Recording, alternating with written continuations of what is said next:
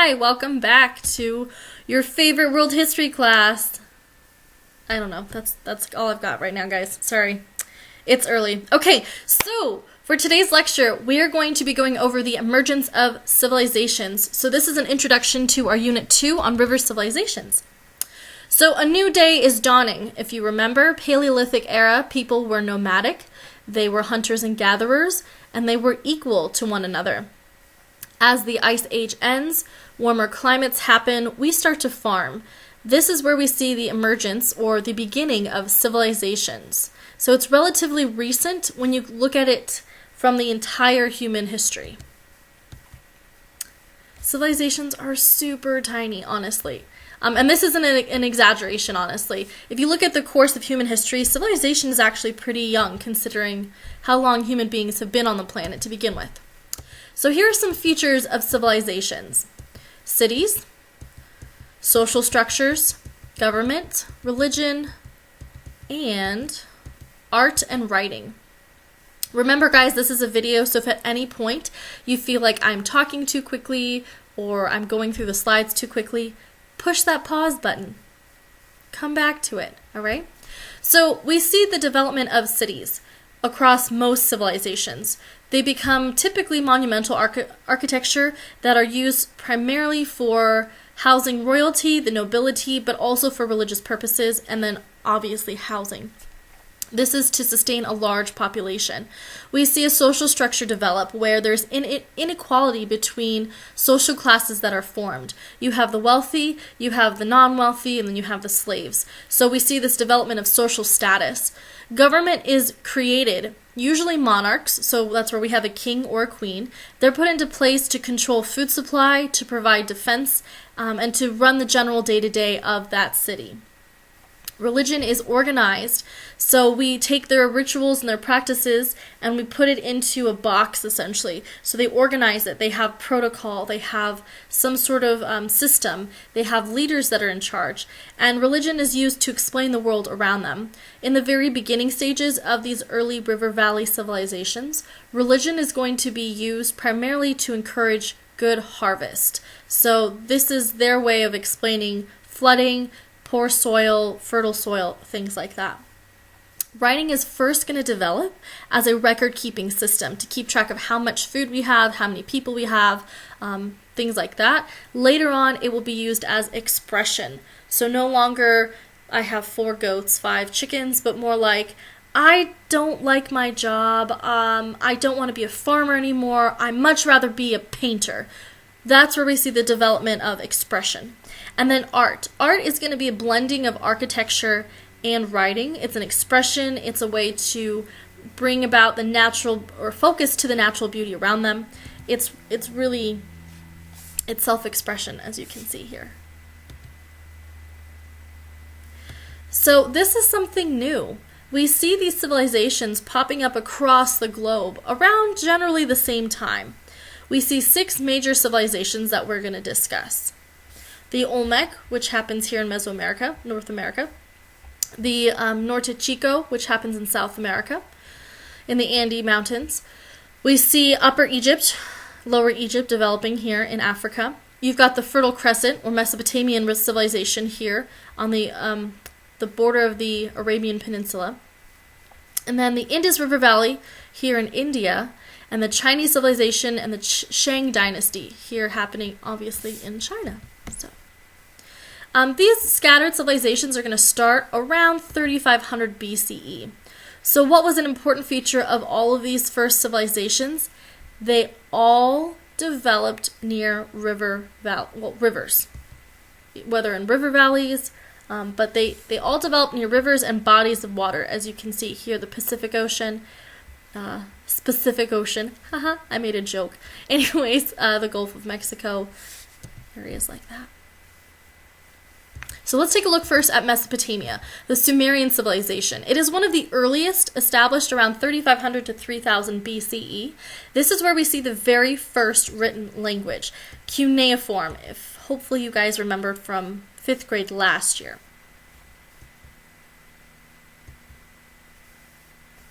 Moving on to the Nile River Valley. Now keep in mind, this is just a very brief introduction. We're going to dive deeper into each of these river valley civilizations as the next few weeks continue.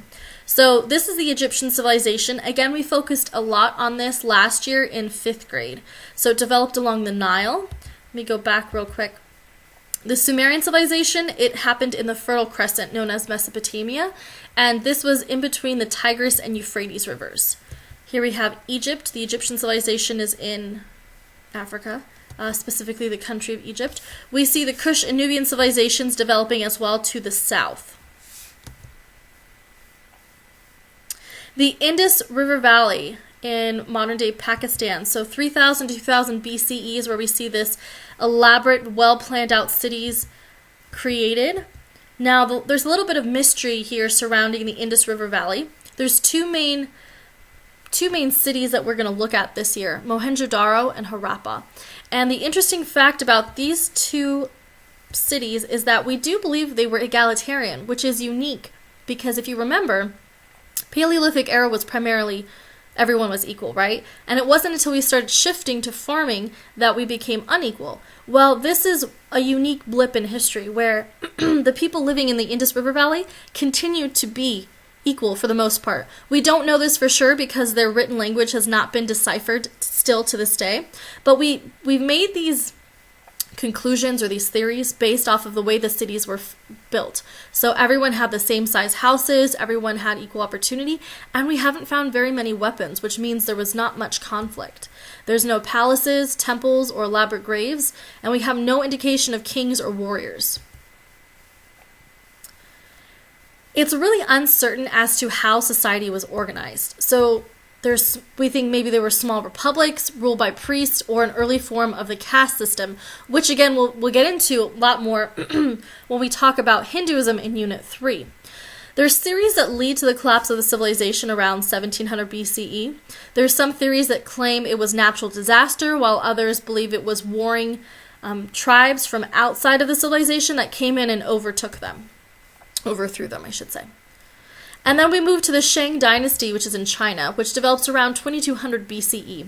It is a centralized state, meaning it has a focal point where the government functions, and every little civilization or village or city-state in the area is ruled by that one person. China has maintained a very impressive cultural continuity, even into modern times. What this means is that throughout history, China has really never changed. Their language never changed. Their form of government didn't really change until the 21st century when communism was introduced. So you think about this, for over 3,000 years, people living in China were governed under the same typical guidelines.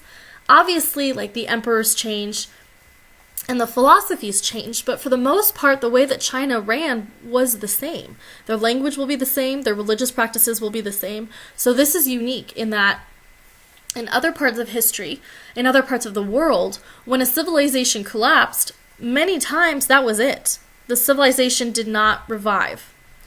We also see the development of these beautiful bronze figures, and we see the development of their religious practice of ancestor worship.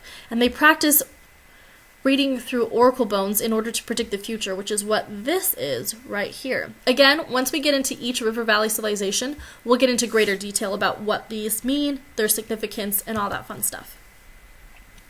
In Nordichico, which we don't get into until the end of the year, unfortunately we don't talk about Mesoamerica until, I think it's Unit 9, which is around March or April, but this is where we get into, these are the foundations for the Mayans and the Incans and the Aztecs. Sorry guys, I'm having a hard time talking today. So Nordichico is in central coastal Peru. They emerged around 3000 and 1800 BCE. So these are separate civilizations. They had 25 urban centers.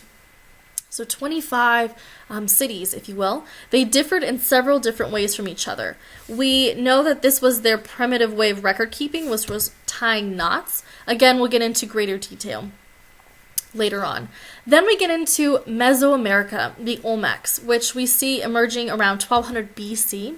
They were competing chieftains. They were the first written language in the Americas, which we have evidence as early as 900 BCE. And their cultural influence will later affect civilizations in North and South America.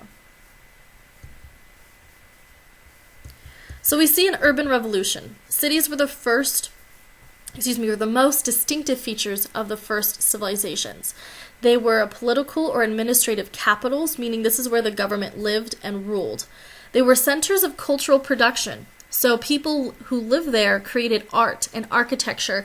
They started creating literature and rituals for their religion and ceremonies.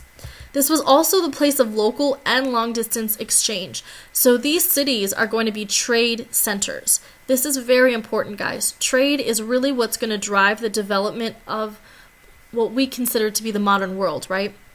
It all starts with trade.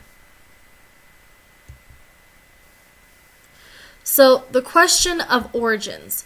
It's agreed upon by scholars that the roots of these civilizations are in agriculture, meaning because of farming, these first civilizations developed.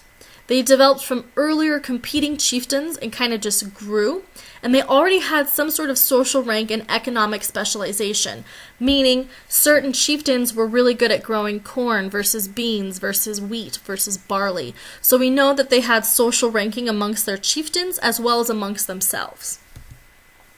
This process was extremely slow, though. I want to emphasize that. It did not happen overnight, and it definitely did not happen within a 5 or 10-year period. We're talking about a 500-year span. So this was very slow and very evolutionary, meaning it grew gradually over time and grew bigger, developed. So how do we get, though, from chieftains to civilizations? One argument many historians pose is that there was a need to organize large-scale irrigation projects. So you needed some sort of government or leader who could be in charge and tell everyone else, hey, this is what you need to do. Another argument is that the needs of the elite groups, warfare, and trade all played a role as well, meaning the wealthier class decided, well, we need some sort of system that's going to keep us where we are and keep the lower people where they are. We also need somebody to defend us, or people to defend our cities or our wealth or whatever, or trade, just having like an actual nice area where people will want to come and trade goods and services. Population density is going to create competition, especially when agricultural land was limited. That means that the denser your population, meaning the more people you have in one area, is going to create more and more competition. Because now that you have more people living together in a smaller area, you only have so much farming land, especially if you're in an area where you're in a river valley, but you're surrounded by desert. That farmland is pretty limited. So that means you're going to be competing for that rich, fertile soil to make sure that you can provide for yourself and your family and those around you. So that concludes our presentation for today. I hope it was very informative, and I look forward to having our discussions in person, but also continuing them online. Have a wonderful weekend, and I will see you guys next week.